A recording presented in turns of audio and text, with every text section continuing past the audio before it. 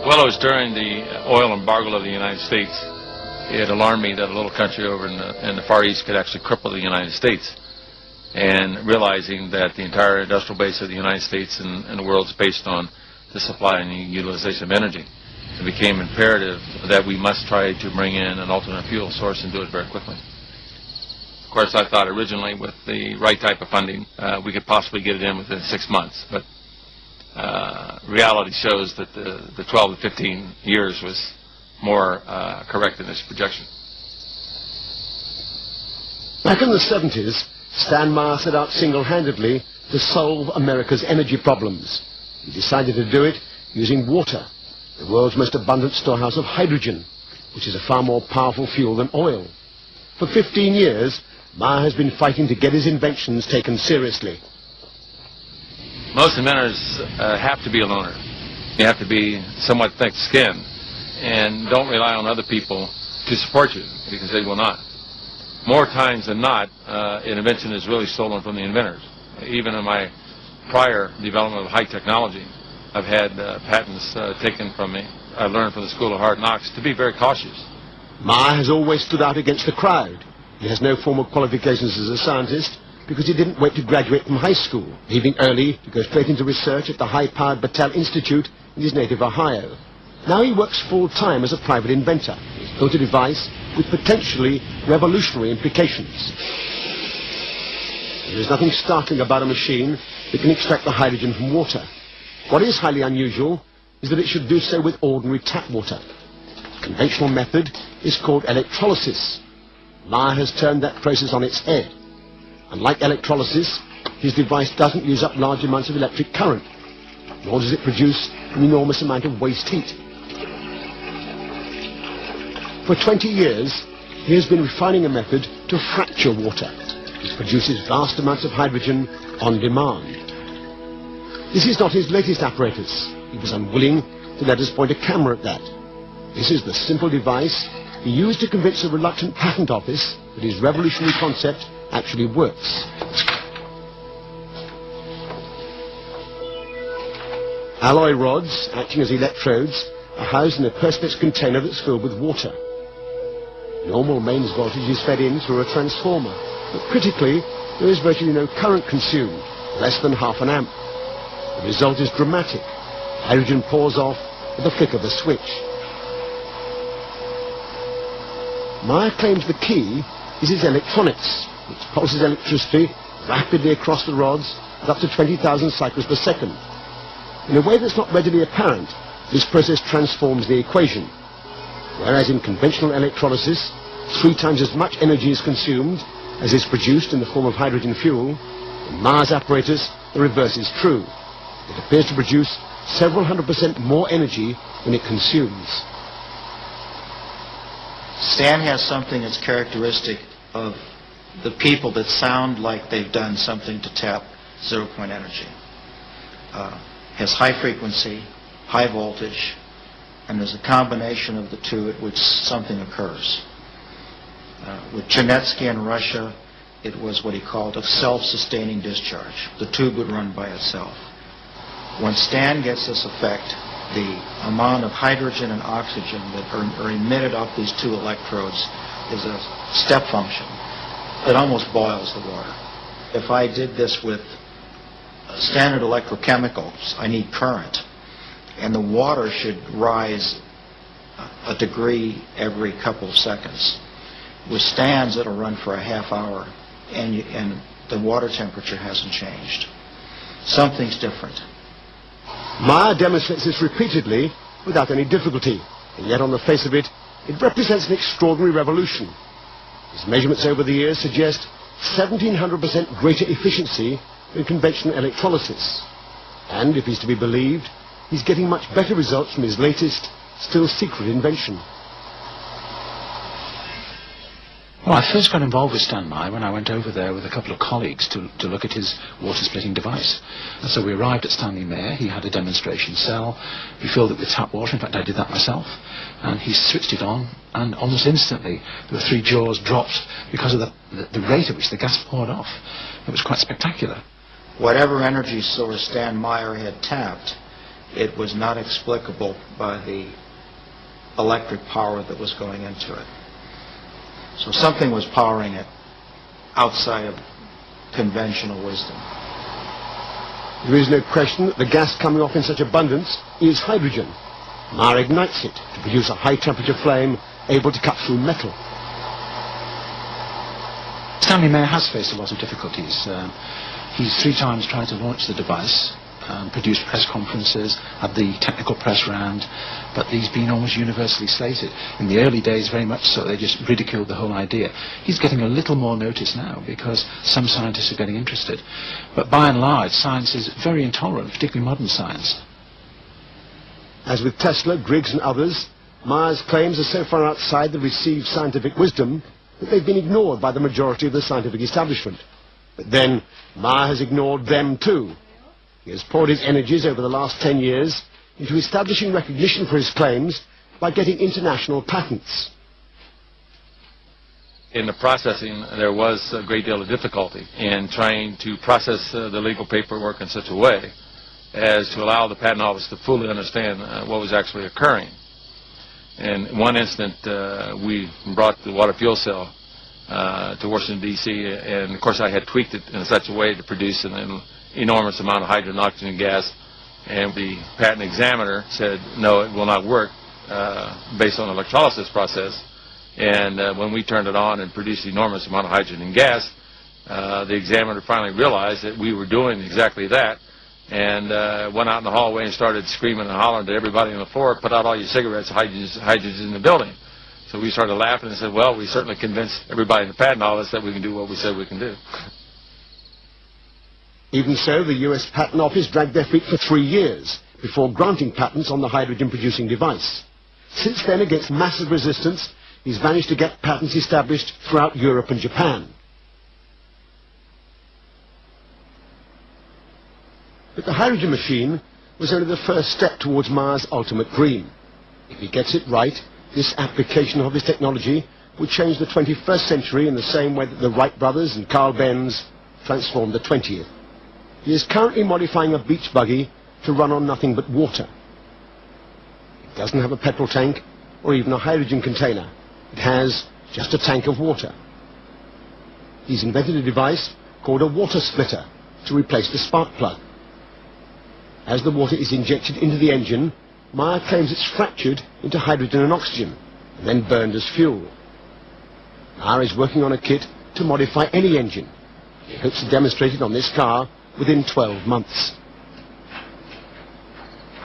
And of course, the blessing to the use of the water as a fuel source, that on combustion, the byproduct is water mist.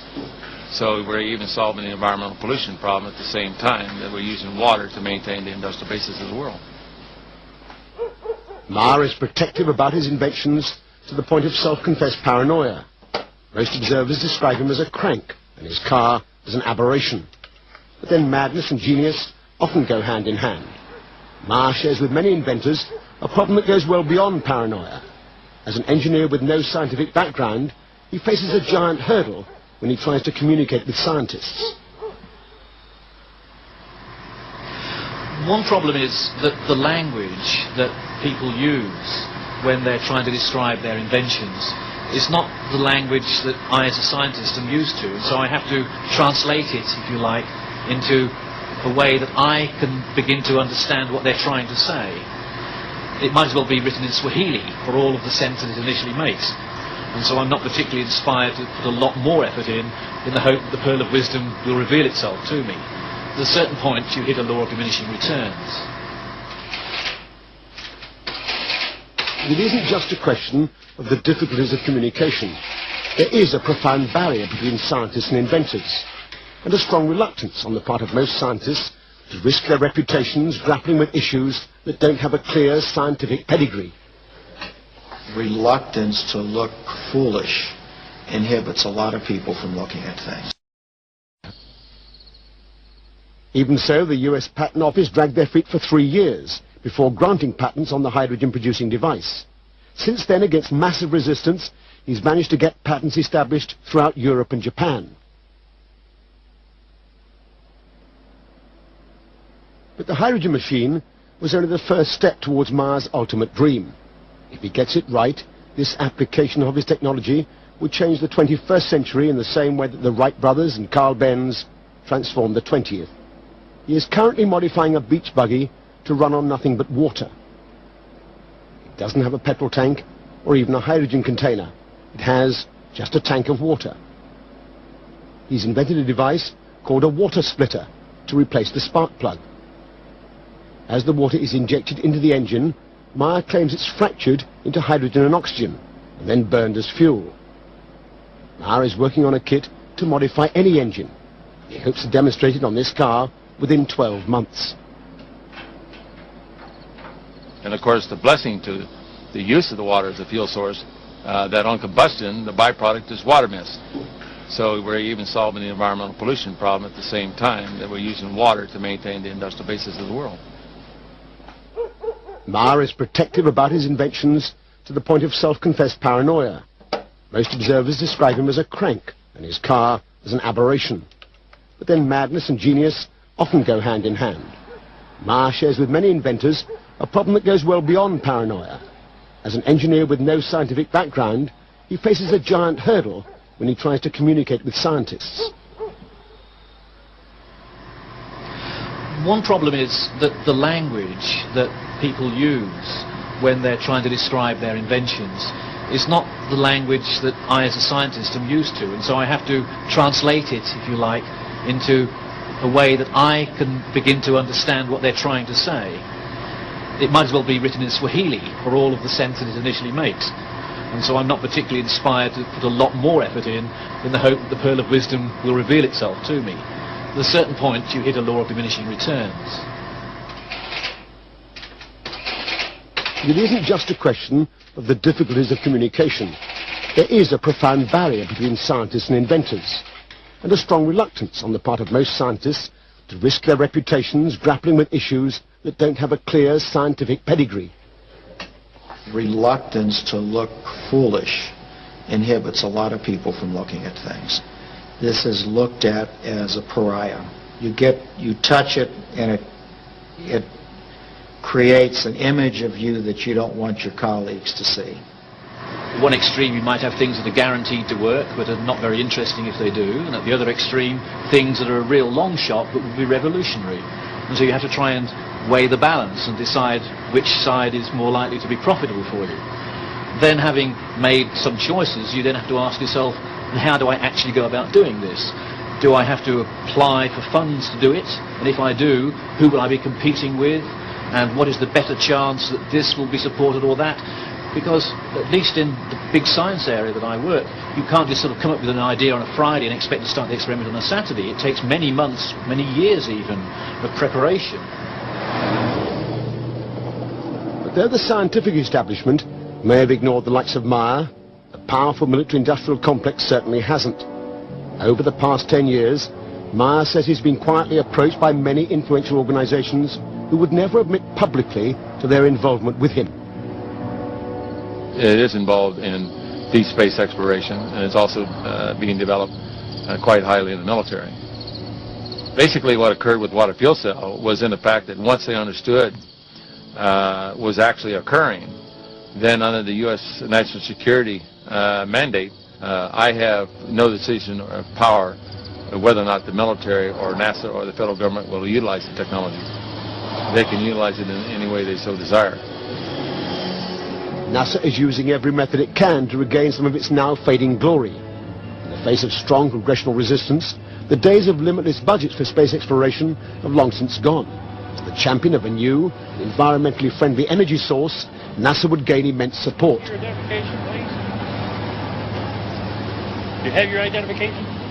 As a former top scientist of the NASA Spaceplane project, Professor Paul Ziss has an inside track on the workings of the agency. NASA has large centers. The center that's in charge of propulsion is NASA Lewis in Cleveland, Ohio. Can you imagine, instead of having a million-pound rocket has 900,000 pounds of fuel on board, an oxidizer.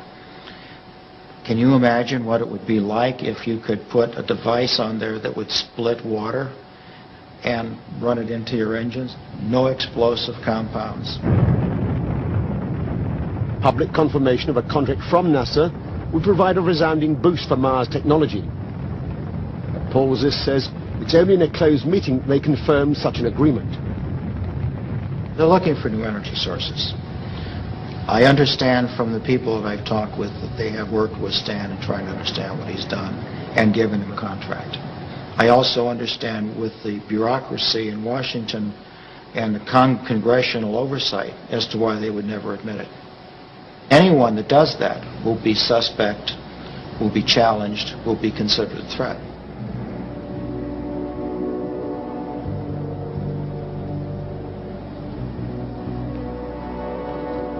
But if only a fraction of what Meyer claims for his technology can be achieved, it would represent a vindication for NASA's involvement. It would also be a powerful threat to many entrenched vested interests. If Stan Meyer's device works like he advertises, you would make energy available universally almost free. That is a major, major, major impact. When new technology comes in existence, there's a great resistance to it because it can affect a lot of economic factors. In this particular case in the United States, we pay out roughly about $200 billion a year for foreign oil. It's quite obvious that the Arabs would pay $200 billion to try to keep this type of technology out of the economy.